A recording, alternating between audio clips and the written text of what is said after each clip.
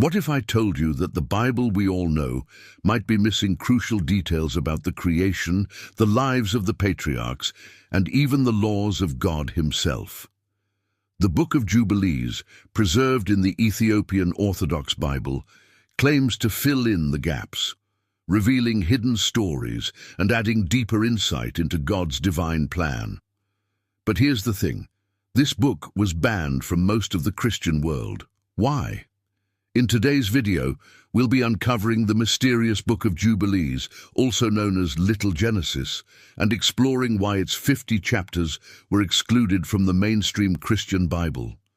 This ancient text holds lost details about the Genesis narrative, giving us a cosmic perspective on how angels, heavenly time, and hidden commandments were passed down to humanity. But the book didn't just stop there. It even insists that the calendar most of the world follows is wrong, and that time itself was given a sacred structure by God that few follow today. So why was this ancient text rejected by the early church? What secrets does it contain that were deemed too controversial for mainstream Christianity? The Book of Jubilees begins with a retelling of the creation story that we know from Genesis, but it goes far beyond what most Bibles include. According to Jubilees, when God created the world, he didn't just bring life into being, he also set up the very structure of time itself, aligning it with his divine order. This is where the concept of sacred time comes in. Unlike the traditional calendar most of us follow, the Book of Jubilees introduces a precise solar calendar, overseen by heavenly angels, that governs the cosmic cycles of the universe. This isn't just about counting days. This is about living in perfect alignment with God's will. Jubilees claims that humanity was meant to follow this divine calendar, which consists of 364 days, divided into 4 seasons of exactly 91 days each. This structure ensures that sacred days like the Sabbath and festivals always fall on the correct date. It's a perfect system, but it's one that the rest of the world has forgotten. In the Book of Genesis, the story begins with the creation of the earth, but Jubilees gives us an even bigger picture. Before the world was even formed, angels were created on the first day of creation. These angels play a crucial role in the governance of the universe, including the regulation of time and seasons.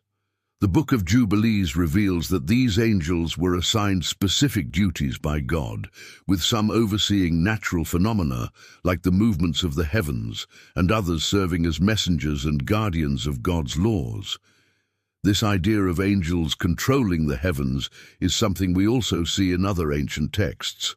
But the Book of Jubilees emphasizes how these angelic beings help maintain order in the universe, ensuring that the sun, moon, and stars follow their divine paths. For God ordained that the sun should keep its course according to the divisions of the seasons.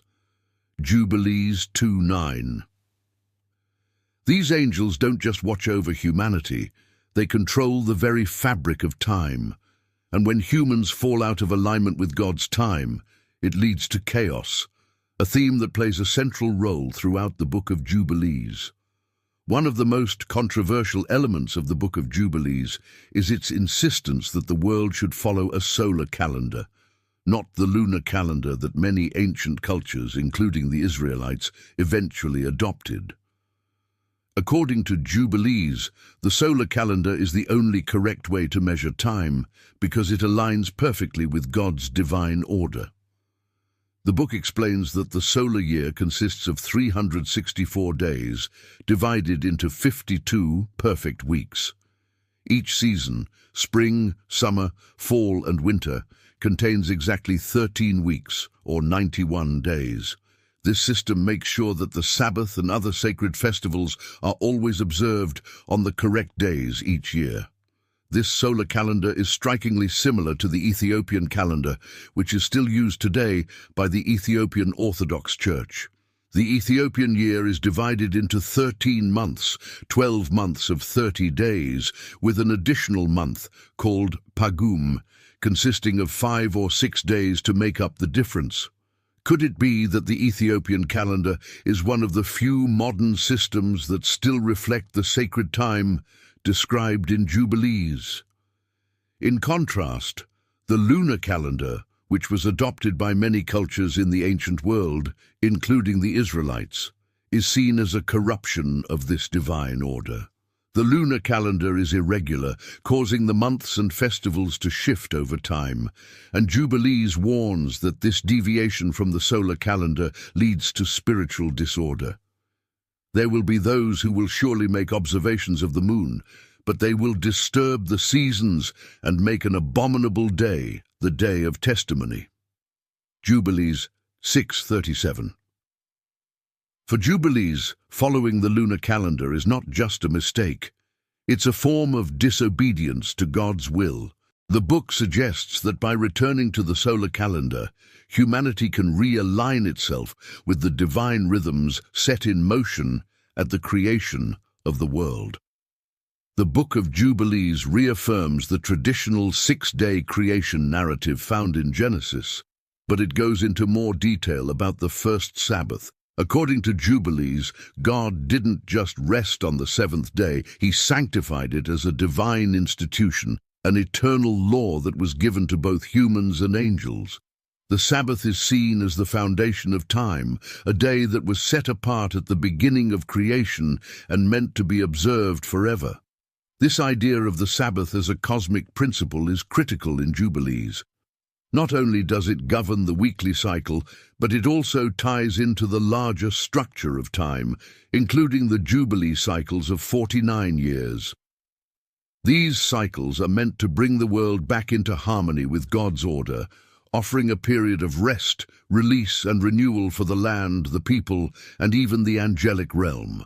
For he sanctified the 7th day and blessed it for all times, as a sign of holiness for all his works. Jubilees 2:1. The emphasis on the Sabbath as an eternal law shows how Jubilees is not just retelling the Genesis story.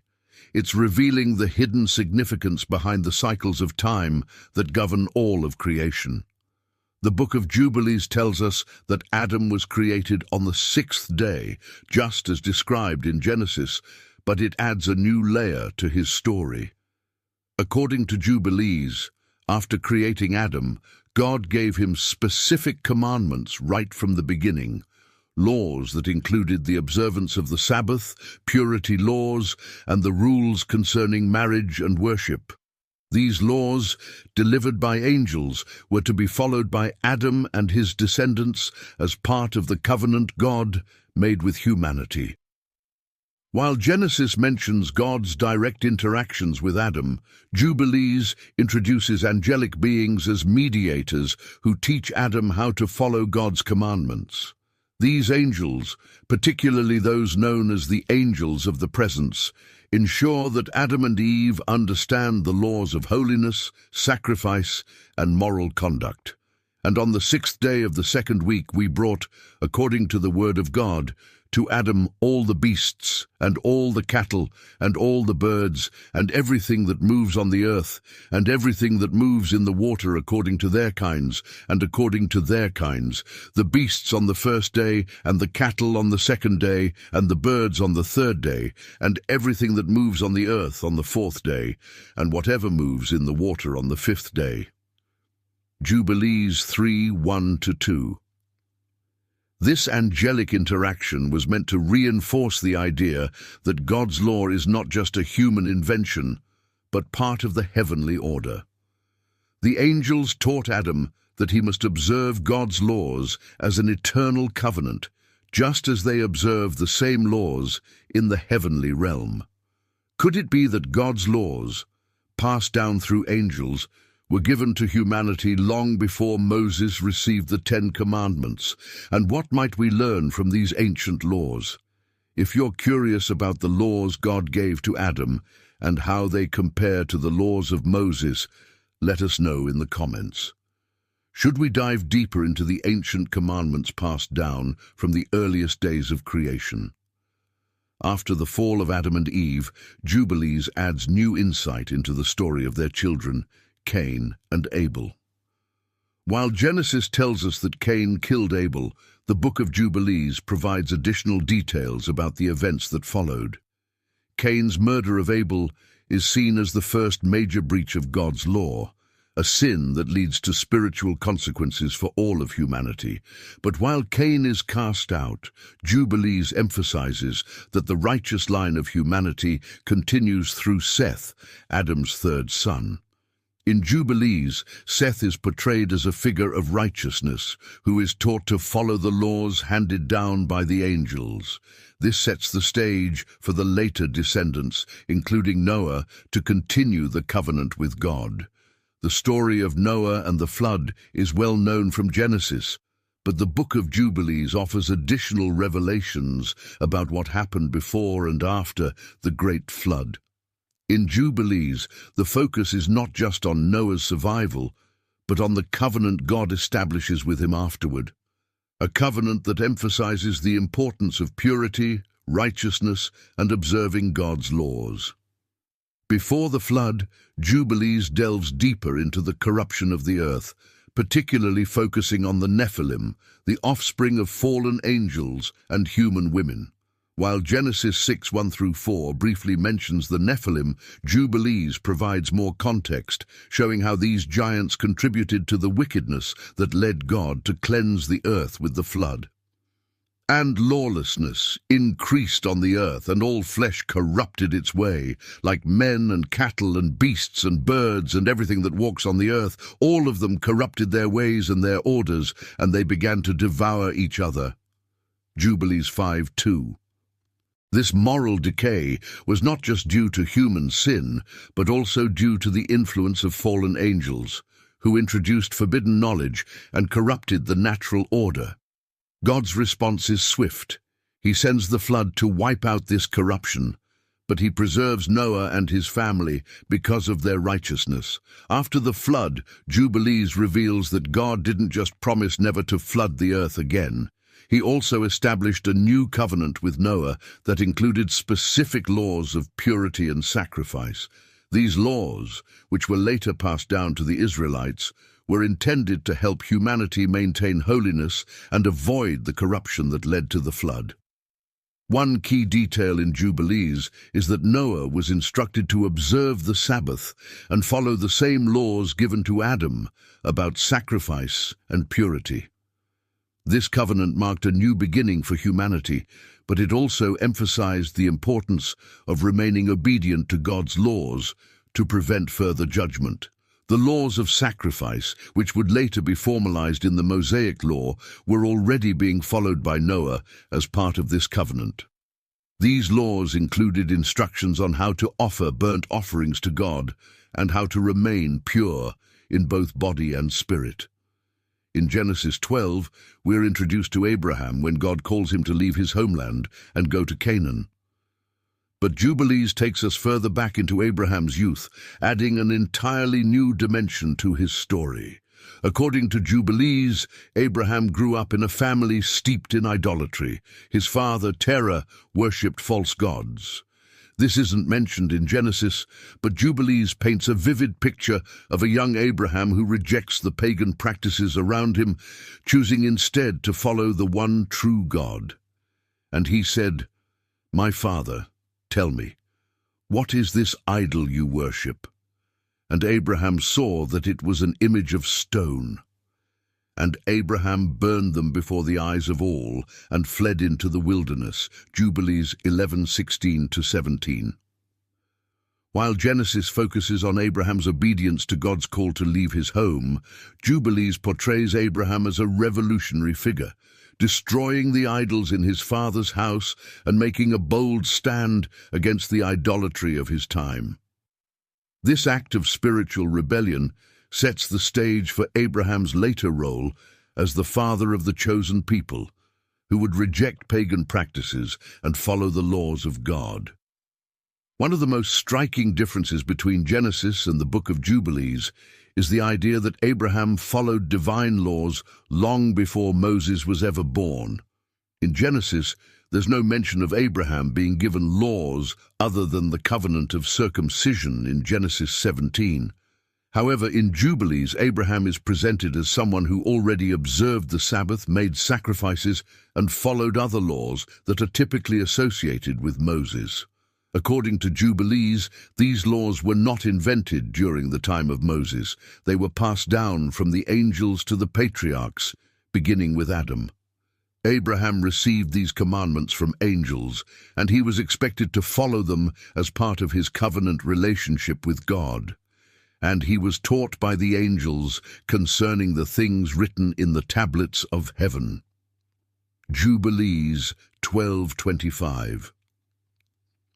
Unlike Genesis, where Abraham's actions are seen as part of his personal faith journey, Jubilees presents him as someone who was part of a cosmic plan. He is guided by angels, and the laws he follows are part of a divine order that governs both heaven and earth. These laws include the Sabbath and various purity laws that Moses would later formalize. The covenant of circumcision is one of the most important moments in Abraham's story. In Genesis 17, God tells Abraham to circumcise himself and all the males in his household as a sign of the covenant. But Jubilees goes even further, revealing that this was not just a symbolic act. It was part of a cosmic law written on the heavenly tablets. According to Jubilees, circumcision wasn't just a sign for Abraham's descendants. It was a divine law that had been in existence since the creation of the world. This covenant was inscribed on the heavenly tablets, which are seen as God's blueprint for creation, containing all the laws that govern both angels and humans. And this law is for all the generations forever, and there is no circumcision of the days, and no passing over one day out of the 8 days, for it is an eternal ordinance, ordained and written on the heavenly tablets. Jubilees 15:25. In Genesis, the focus is on Abraham's obedience to God's command, but Jubilees portrays this act as part of a much larger divine order. Circumcision is not just a physical sign, it's a way of aligning oneself with the cosmic laws that govern the universe. The story of the binding of Isaac, known as the Akedah, is one of the most powerful moments in Genesis. Genesis 22:1-19, where God tests Abraham's faith by asking him to sacrifice his son, Isaac. Jubilees retells this story, but with some extra layers. In Jubilees, the test is not just between Abraham and God, it's also a part of a larger spiritual warfare. According to Jubilees, the angel Mastema, a figure often associated with Satan, is the one who suggests this test to God, hoping that Abraham will fail. Mastema represents the forces of evil, constantly seeking to undermine the righteous. The book of Jubilees adds that angels intervened during the binding, and God allowed the test to show that Abraham's faith was greater than the temptations of evil. And I stood before him, and before the prince of the Mastema, and the Lord said, Command him not to lay his hand on the lad, nor to do anything to him, for I have shown that he fears the Lord. Jubilees 18:10.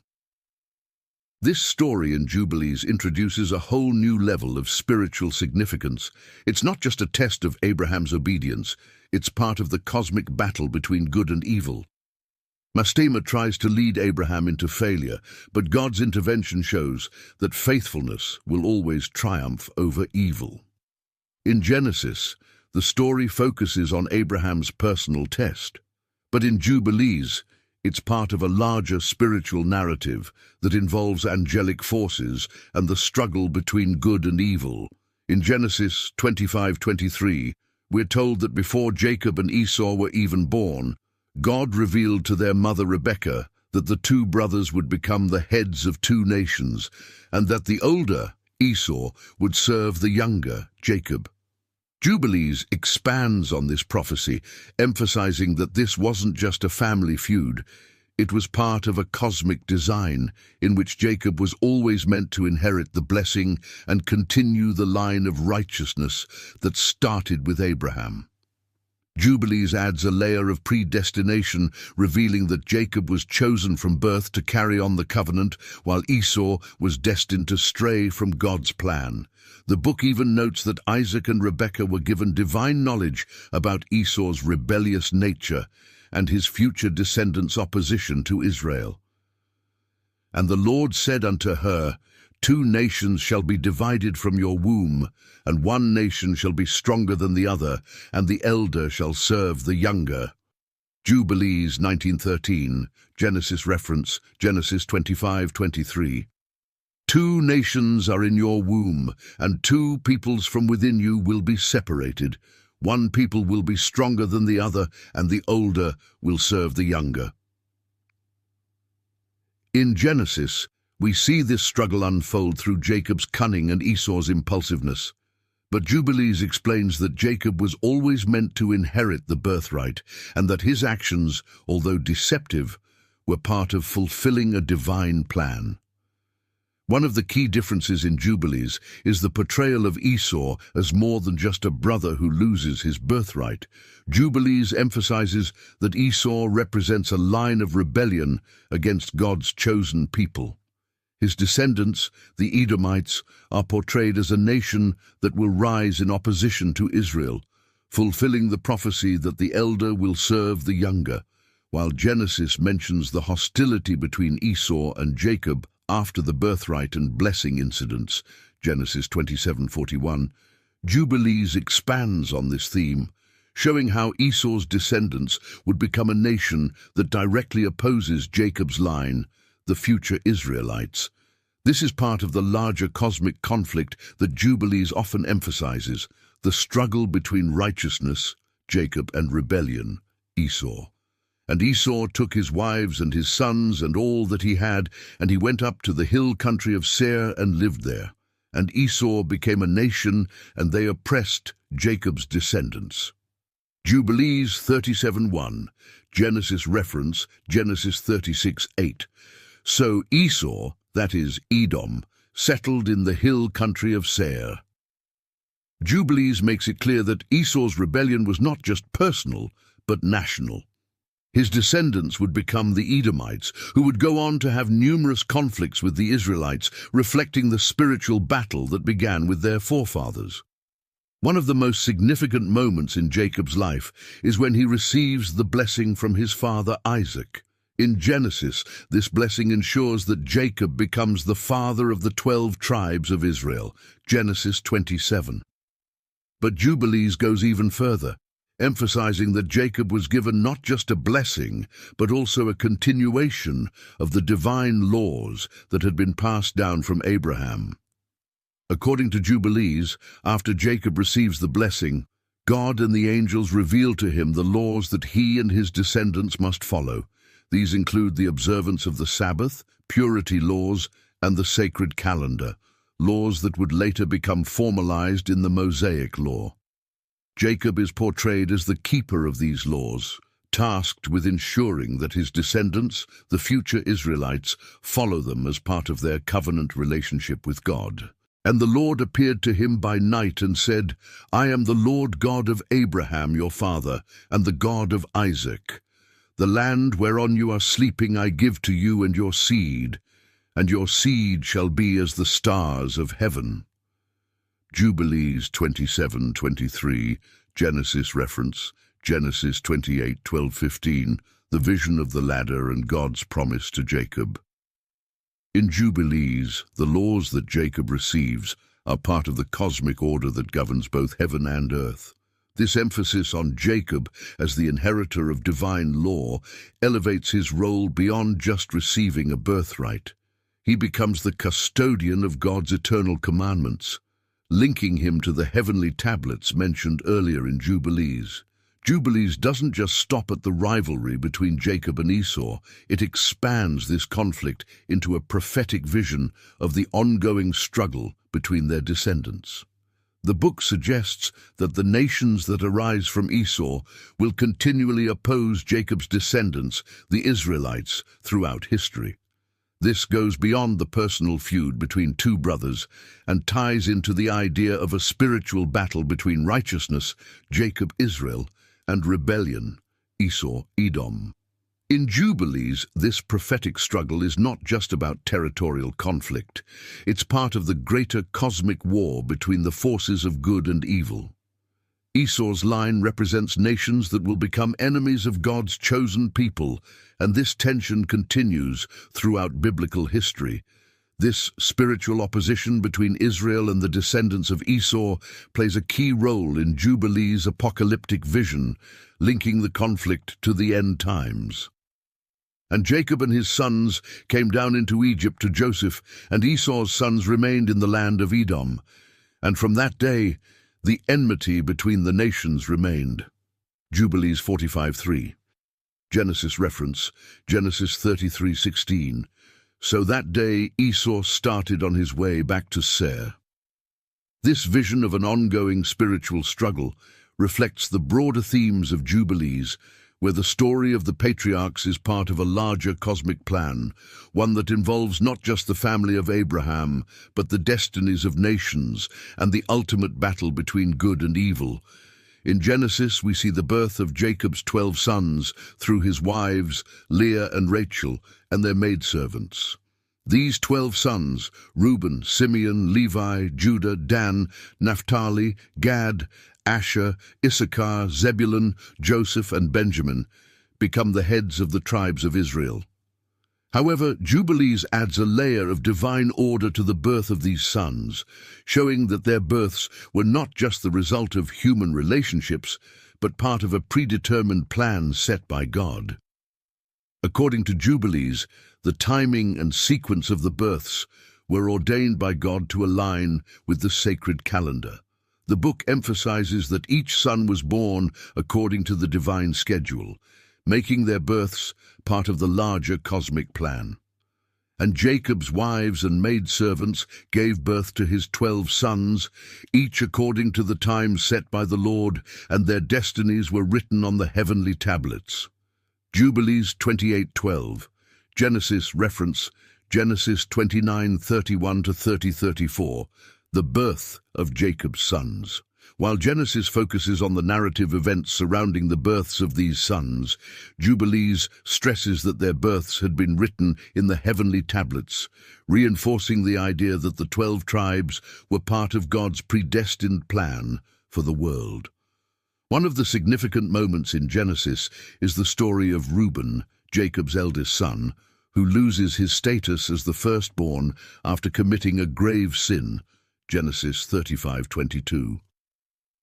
Jubilees expands on this event, emphasizing its spiritual consequences and explaining why Judah and Levi rise to prominence in his place.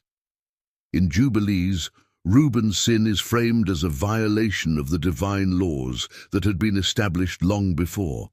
His actions are not just seen as a personal failing, but as a spiritual transgression that disqualifies him from leading the tribes. This allows for Judah, the fourthborn, to emerge as the tribal leader, and Levi to take on the role of priesthood, which is part of the divine order set by God. Because of his sin, the firstborn Reuben was not reckoned in the inheritance, but Judah was chosen as the prince over his brothers, and Levi for the priesthood forever. Jubilees 33:10, Genesis reference, Genesis 49:3-4, Reuben disqualified due to his sin. While Genesis mentions Reuben's disqualification, Jubilees places a much stronger emphasis on how this event aligns with the cosmic plan. Judah's rise is part of God's eternal law, and Levi is set apart for the priesthood, connecting their destinies to the larger spiritual framework that governs Israel's future. In the Bible, the tribe of Levi is set apart for the priesthood, with Moses and Aaron descending from this tribe, Exodus 28. But in Jubilees, the role of Levi as the priestly tribe is framed as part of an eternal mandate. The book emphasizes that Levi's priesthood was not just a matter of tribal duty, it was established in the heavenly tablets long before the Levitical priesthood was formalized under Moses. According to Jubilees, Levi was chosen by God to be the spiritual leader of the tribes, responsible for ensuring that the divine laws were observed.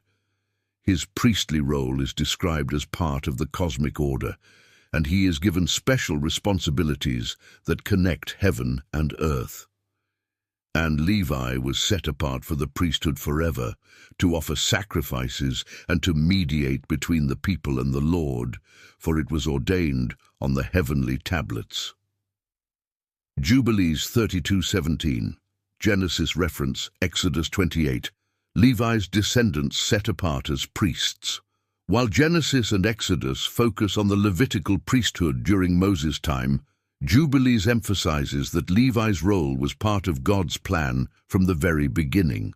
This makes Levi's priesthood not just a response to historical circumstances, but an essential part of the cosmic order that predates the events at Mount Sinai. In Genesis, the 12 sons of Jacob go on to become the heads of the 12 tribes, and we see their journeys unfold as they eventually settle in the Promised Land. But in Jubilees, the tribes are not just inheritors of land. They are portrayed as guardians of God's law, tasked with upholding the divine commandments passed down from Abraham and Isaac. According to Jubilees, each tribe carries a specific spiritual responsibility and is expected to follow the laws written on the heavenly tablets. The book emphasizes that the 12 tribes were chosen not just to inherit the land, but to serve as stewards of God's commandments, ensuring that God's laws are observed by all generations. And the Lord said unto Jacob, "These are the laws for your sons and their descendants forever, written on the heavenly tablets, that they may walk in them and live." Jubilees 29:6, Genesis reference, Genesis 49, Jacob's blessings to his sons. While Genesis tells us that Jacob's sons became the heads of tribes, Jubilees adds that they were also entrusted with ensuring that the laws of God were passed down to future generations.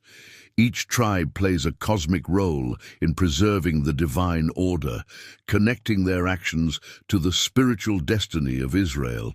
In Genesis, Joseph's brothers sell him into slavery, motivated by jealousy over their father's favoritism, Genesis 37.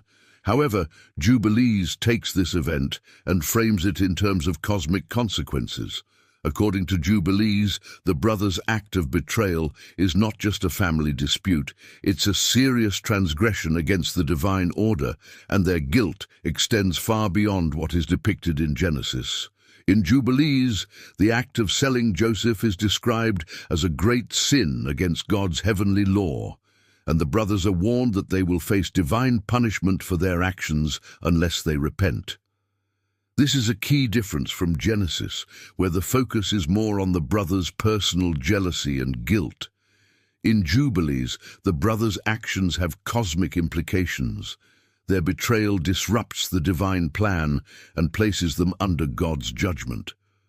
And his brothers sold Joseph into slavery, and their sin was recorded on the heavenly tablets, for they had transgressed the eternal laws.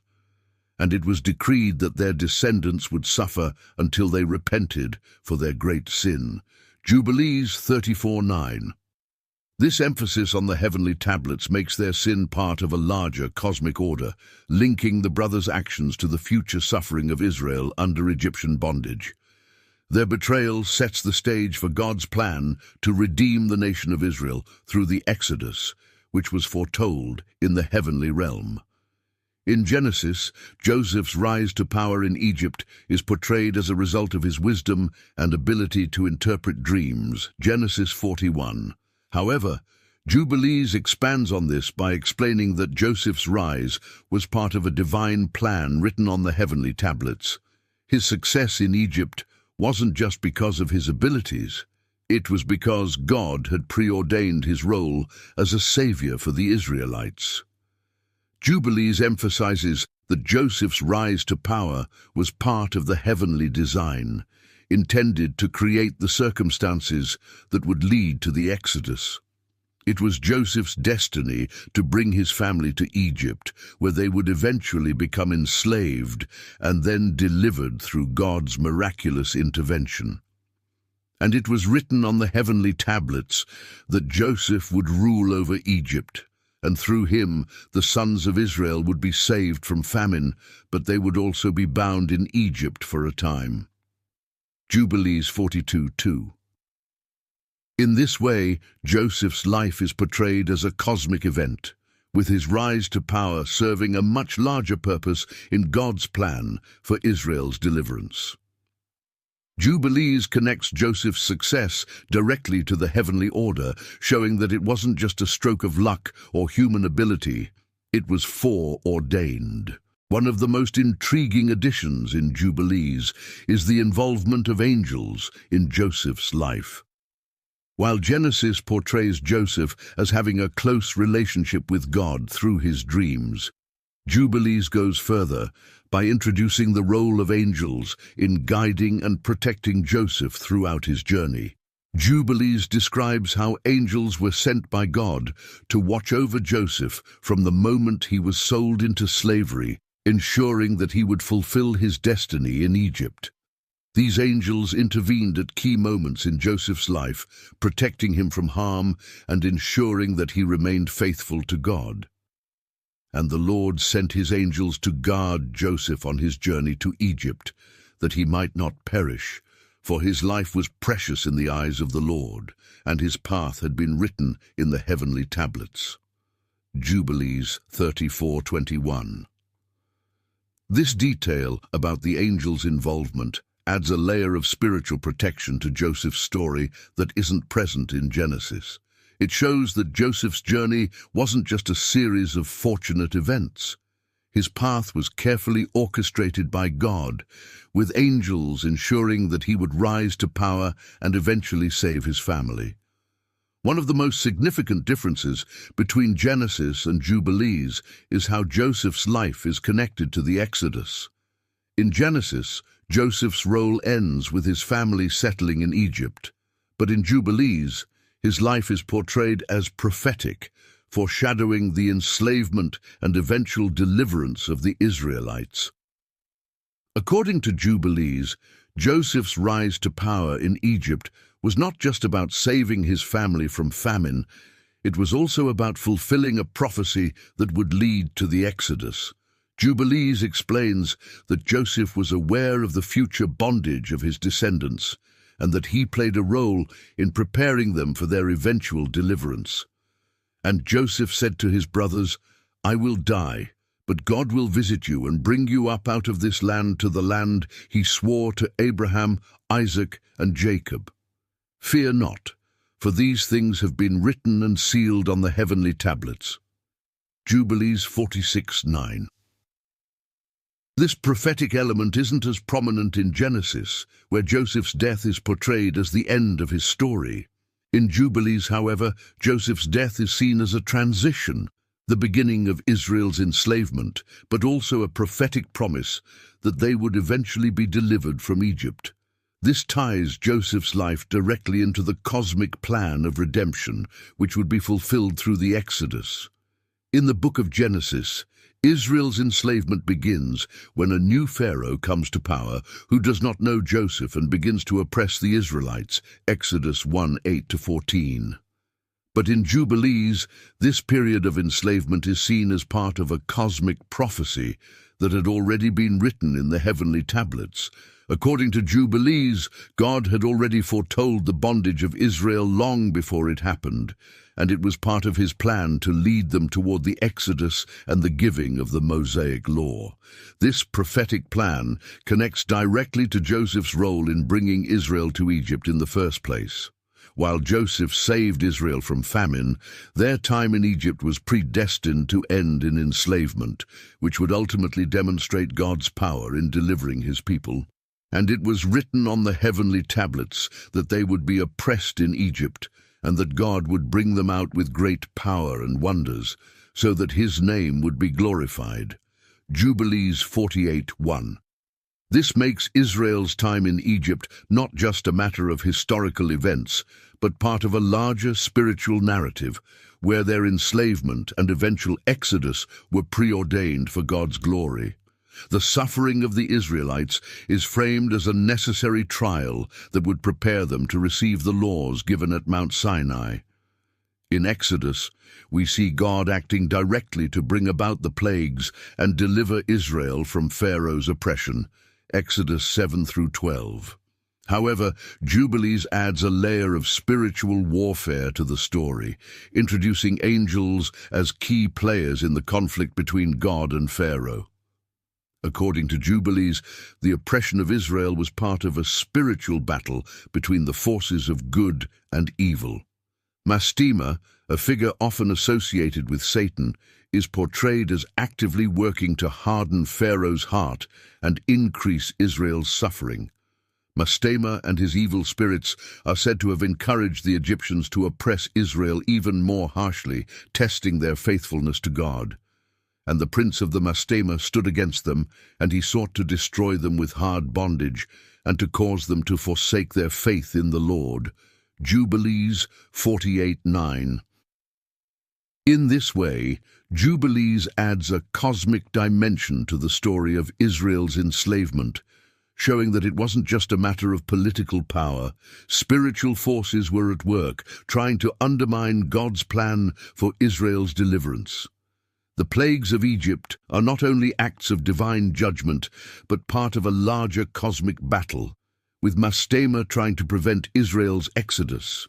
In Jubilees, the heavenly tablets play a central role in explaining how the laws and the timing of the exodus were part of God's eternal plan. According to Jubilees, the exodus wasn't just a reaction to Israel's suffering.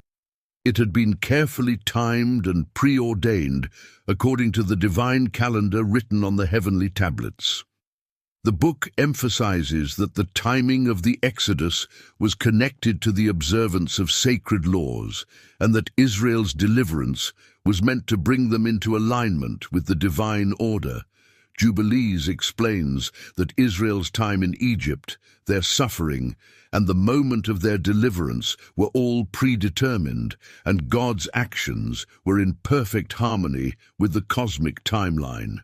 And it was written on the heavenly tablets that on the 14th day of the first month, at the appointed time, God would bring Israel out of Egypt, for this was the day set apart from the beginning of creation. Jubilees 49:1. This detail is unique to Jubilees. While Exodus focuses on the events leading up to and during the plagues, Jubilees introduces the idea that the timing of the Exodus was part of a predetermined calendar tied to the cosmic laws of the universe. This makes the Exodus more than just a historical event. It's part of the spiritual fabric of creation. The 10 plagues in Exodus 7 through 12, are a dramatic display of God's power, sent to force Pharaoh to release the Israelites. In Jubilees, however, the plagues are given cosmic significance. They are not only divine punishments, but also symbolic acts that represent the defeat of Egypt's gods and the spiritual forces behind them. Jubilees explains that each plague was aimed at disempowering the false gods of Egypt, demonstrating that only the God of Israel had true power over heaven and earth. Each plague was a strike not just against Pharaoh, but against the spiritual rulers of Egypt, undermining the forces of darkness that sought to keep Israel enslaved. And the Lord sent the plagues upon Egypt, not only to judge Pharaoh, but to show that the gods of Egypt were nothing before him, for they were false powers, unable to stand before the Almighty. Jubilees 48:11. In this view, the plagues are part of the larger cosmic conflict between good and evil, where the God of Israel defeats both the physical and spiritual powers of Egypt. Jubilees also suggests that Mastema and his evil forces were working behind the scenes to prevent Pharaoh from releasing Israel, but God's power overwhelmed them at every turn. In Exodus, we see Moses receive the law directly from God on Mount Sinai, but Jubilees adds the detail that these laws were not created in that moment. They were already inscribed on the heavenly tablets long before Moses' time. According to Jubilees, the heavenly tablets are essentially a cosmic record of all of God's laws, established at the very beginning of creation, and they serve as a guide for both angels and humans. Jubilees emphasizes that Moses was simply the human recipient of laws that had been preordained for all time. The Mosaic Law, therefore, is not just a set of rules for the Israelites. It's part of a divine order that governs the entire universe. This means that the laws given to Moses were always meant to be revealed, and their timing was in accordance with the divine calendar. And the law and the testimony were ordained and written on the heavenly tablets, created even before the foundation of the world, so that they might guide all the generations of the children of Israel. Jubilees 6:17. While Exodus focuses on the dramatic revelation of the law at Sinai, Jubilees presents it as part of a cosmic plan. The laws were already written in heaven, waiting for the right time to be revealed to Moses and the Israelites. One of the most fascinating aspects of Jubilees is its insistence that the Mosaic Law was observed long before Moses. While the traditional Bible portrays Abraham, Isaac, and Jacob as righteous individuals, it doesn't specify that they were given the full law. Jubilees, on the other hand, claims that the patriarchs were already observing the Sabbath, performing sacrifices, and following many of the laws that would later be given to Moses. This makes the Mosaic Law not a new development, but a restoration of the laws that had been passed down from the beginning of time.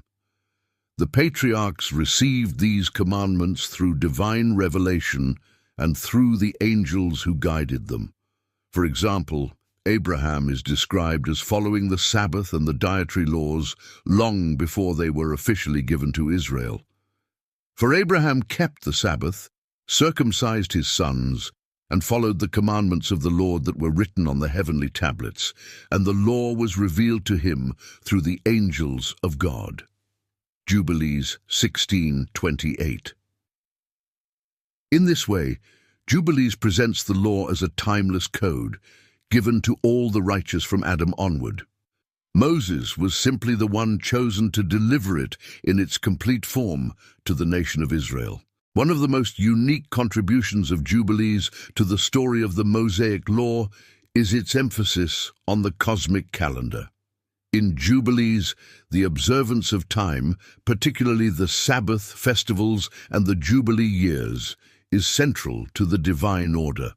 These laws of timekeeping are presented as part of the heavenly tablets, and following them is seen as a way of aligning with the divine rhythm of the universe. In Jubilees, the solar calendar is emphasized over the lunar calendar, with a year consisting of 364 days. This system is seen as the correct way to observe God's commandments, ensuring that all festivals and Sabbaths fall on their proper days. Jubilees warns that deviating from this divine calendar can lead to spiritual disorder, which is why the laws of timekeeping are so central to the Mosaic Law.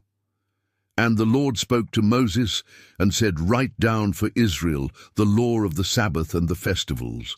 For these times are ordained on the heavenly tablets, and you must observe them exactly, lest you fall into error." Jubilees 52. This focus on the cosmic calendar isn't as prominent in the traditional Bible, where the Sabbath and festivals are mentioned, but without the same emphasis on their cosmic origins.